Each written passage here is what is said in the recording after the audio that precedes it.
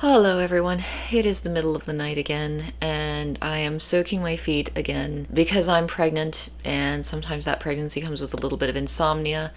And let me just mention that I'm pregnant. I need to really bring that out and, spell it out and make it very clear, because my last video I didn't have, the little pregnancy insomnia thing. Which it's sort of stupid. It's a joke, but I forgot to put it up. I was going to, and I just forgot.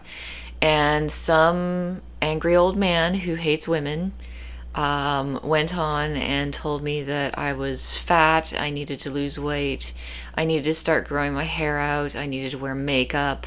My husband hates makeup, by the way, so you won't really see me wearing makeup. There was a while where I tried it, and it just didn't look good because I'm not a huge fan of makeup. I don't own makeup, so but anyway, now I need to specify that I'm pregnant, and that's why I'm fat, and I don't normally like being this fat, but I just happen to be pregnant. Also, the way I style my hair is none of your damn business. So I got into this fight with this guy, and it's stupid because, when you fight with stupid people, the old saying, they bring you down to their level and then beat you with experience. But it was just really disheartening, because I think in some ways, it's just sort of... Talking to this guy was just this reminder of so many things that I see wrong in the world today, and it's just so disheartening.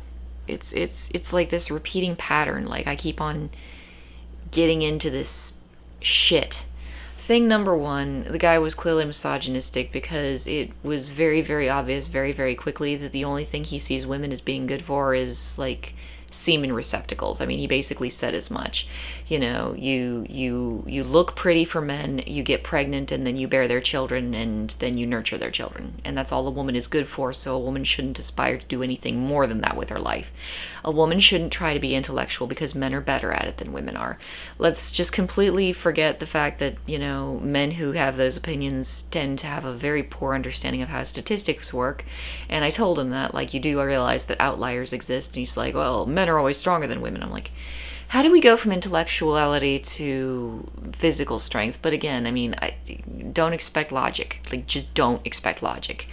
And it gets really annoying talking to people like that, because, I mean, the guy was jumping down my throat because I was talking about trans issues, and, I'm an autoandrophile, and so he took that to mean that I don't know what exactly he thought that meant. I'm pretty sure he just assumed it was I'm some left-wing nut job who uses they them pronouns or some shit, because he was definitely treating me like that, so that was lovely. But no, he's saying all this derogatory shit to me, and then telling me that I should stop fantasizing about being a man and, just learn how to be a proper woman. And it's like, why the fuck would anyone want to be a woman when there are old farts like you running around treating us like this for being women? No person in their right mind with any reasoning sense would want to be a woman in a society where people treat women like this just because they happen to be women. I've talked to so many men like that. And I hate that shit. I hated it. One of the things that really turned me against feminism in a big way was dealing with women who were like that. I'm a feminist, therefore I hate men. I think we should send them all off to an island and, isolate them for the rest of society so that women can rule the earth and everything will be peace and serenity and we'll all get along great. Forget the fact that women can't seem to get along about anything because they're too busy being catty to each other. But no, women will run everything far better than men ever could, so we can just send all the men off to the island, and then whenever we want, some sperm or some sort of reproductive aid, we can just take a few off the island, use them, and then return them to the island. And I was like, okay, can I just live on the island instead of living in your feminist utopia, please? Because I think the island would be more fun. At the time I didn't realize I was an autoandrophile, but now it makes a lot more sense. Of course I'd want to live on the island. That's that's pretty obvious. But I mean, it just seemed like such a stupid argument. And I've seen so many proud feminists arguing with men and thinking that calling them, for example, a straight white male is an argument against them. And then I just look at them like, you went to college more than I did. How can you be this stupid? Like,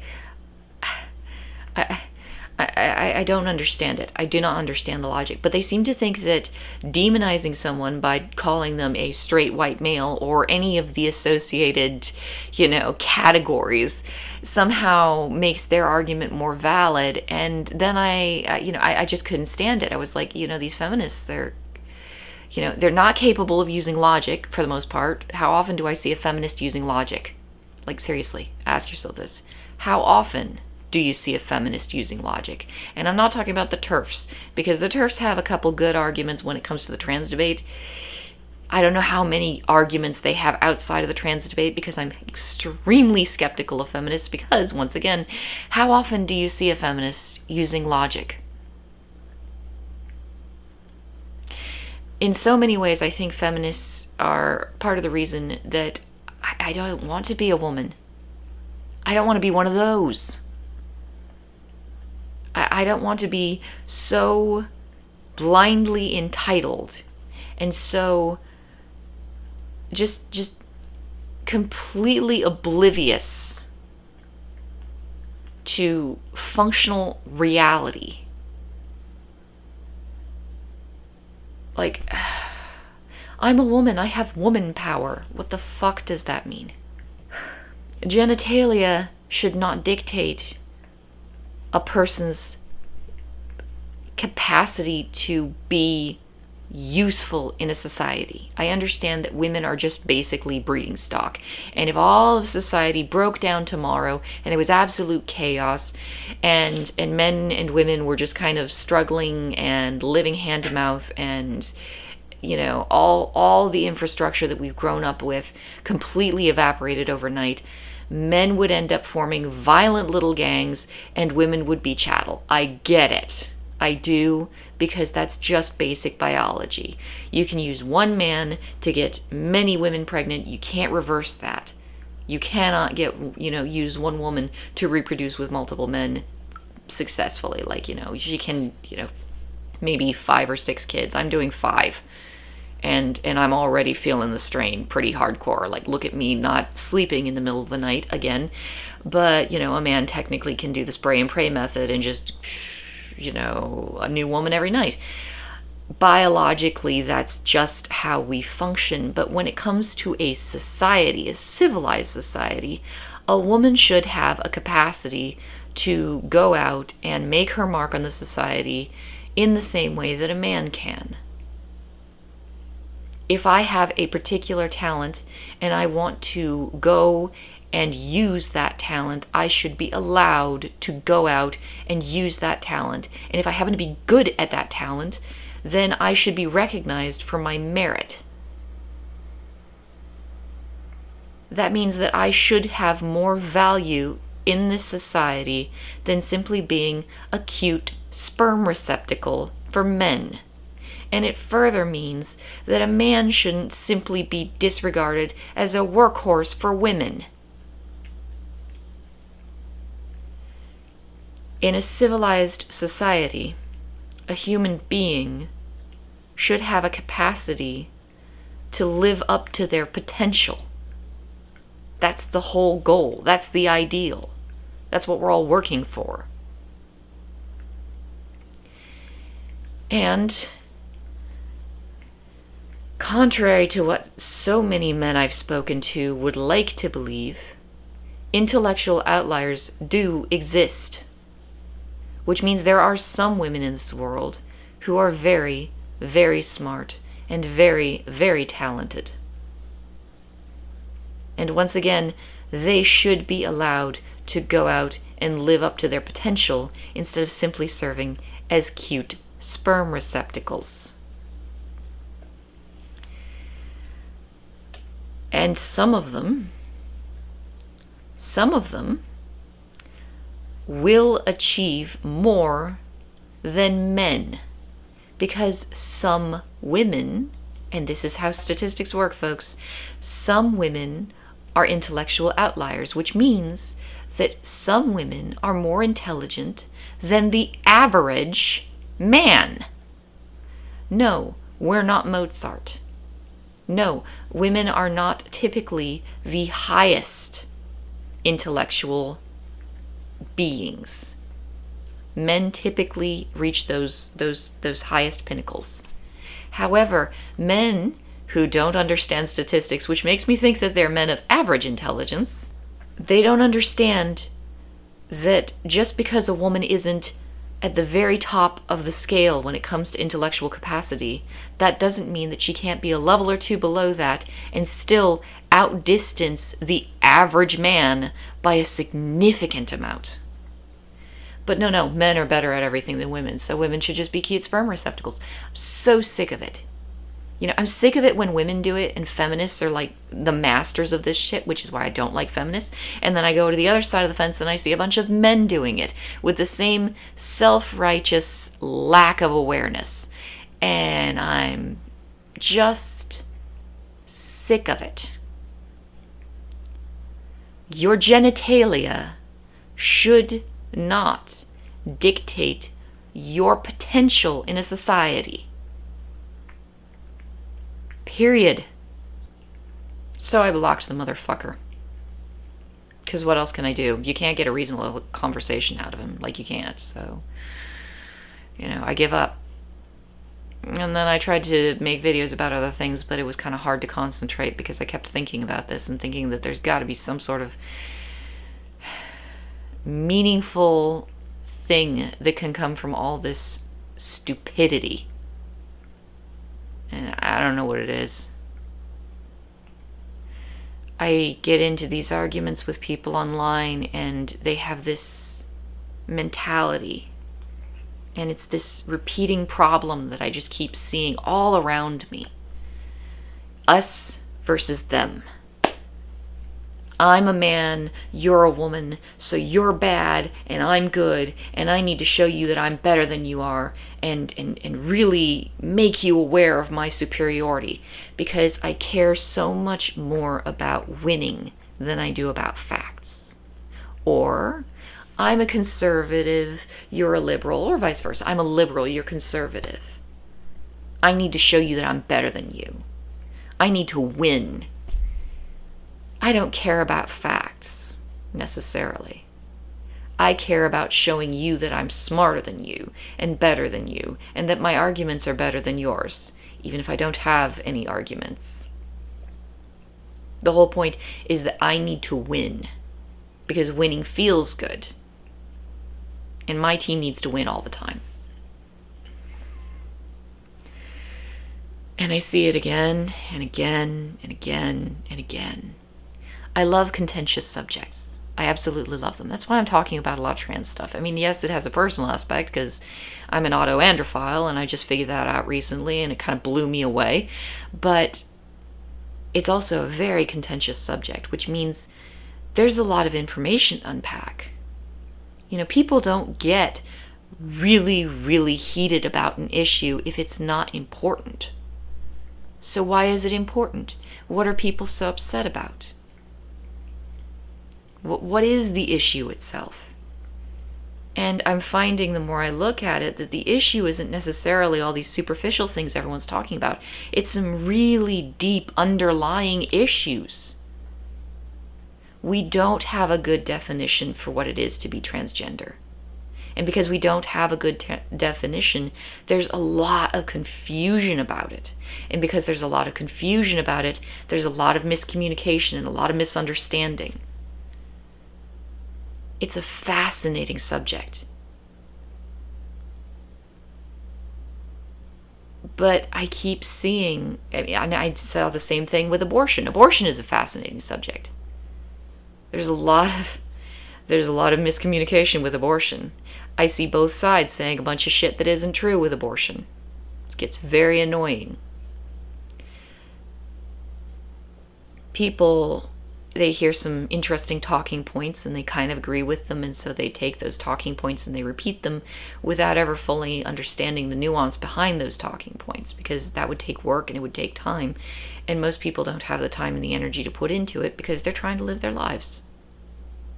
I understand it, but I think that if you're going to have a particularly heated opinion about something, you really need to understand what it is you're so heated about. And I don't think people do that. I think a lot of people just gravitate once again towards that.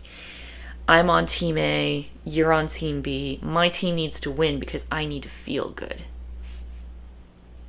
Politics, and I hate politics. I try to avoid politics. I love contentious subjects, but I like, sexual subjects.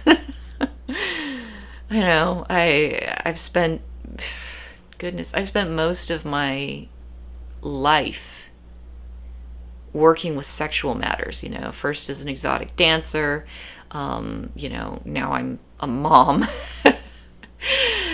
And I, had an abortion, and I had all sorts of reproductive issues because I'm in that phase of my life where I've been pregnant. It seems like I suppose I could sit down and do the math, but it very much seems like I've spent more time in the last decade being pregnant than I have being not pregnant. That's not quite true, but if you count all the recovery time, it's pretty close. It's a sexual matter. Reproduction is sexual. It's all sexual.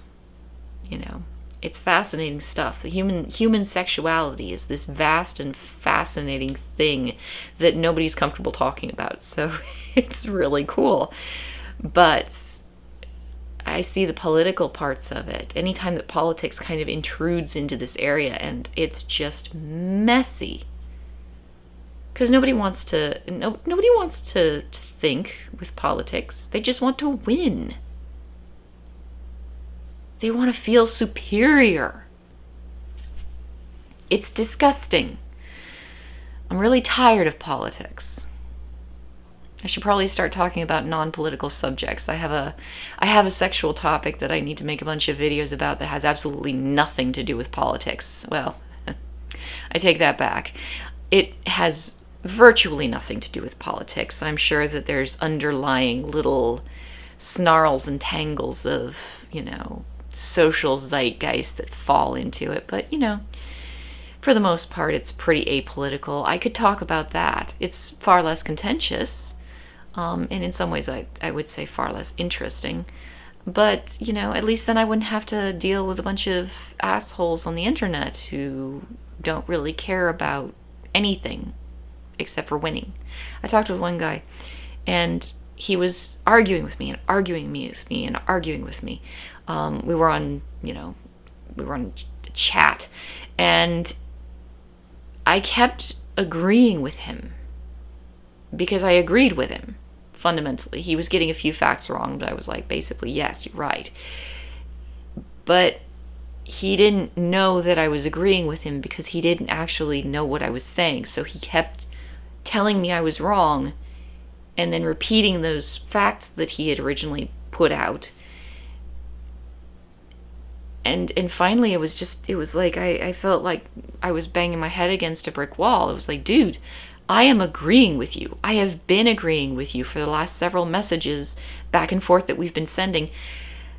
I don't know what to tell you. I am agreeing with you. Your points are valid. Mildly factually incorrect. You gotta say that. But, otherwise valid, But he didn't realize that because he had zeroed in on me, seen one political faction or whatever, and said, okay, you're on the other team, so now we gotta fight, and I'm gonna win. And I just...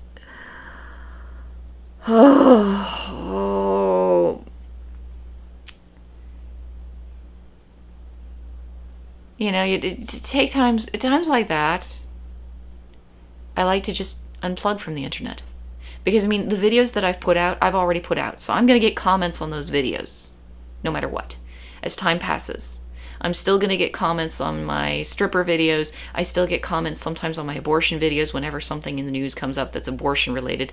I still get comments on, I'm still going to be getting comments on my trans videos, and most of them are actually very positive on the videos themselves, which surprised the living hell out of me.